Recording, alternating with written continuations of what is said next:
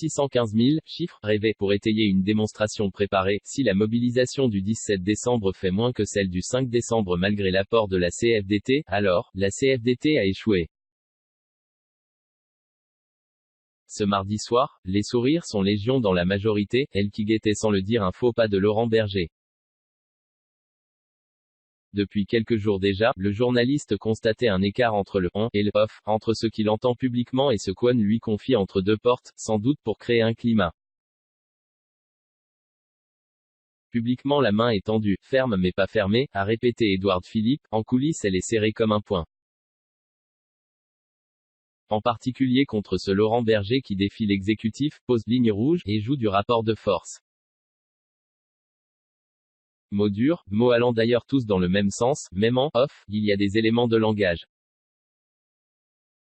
Avec Laurent Berger, la CFDT a changé, martèlent les proches d'Emmanuel Macron et d'Édouard Philippe.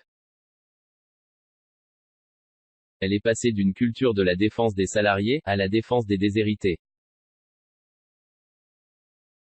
Culture Jacques et JOC, jeunesse catholique, dit un ami du chef de l'État, conduisant la centrale à se préoccuper d'une tranche marginale de la population plus que de l'intérêt général.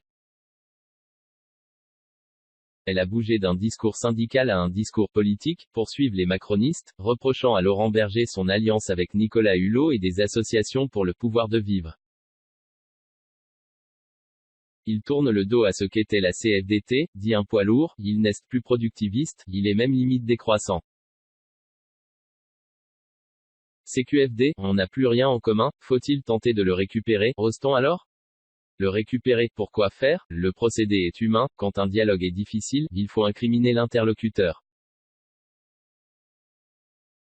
Mais en l'occurrence, l'idée est de le noircir. Si les gouvernants passés jouaient souvent du duo, CGT le méchant, versus CFDT le gentil pour co-construire des réformes avec le second, l'actuel pour l'instant scène défi.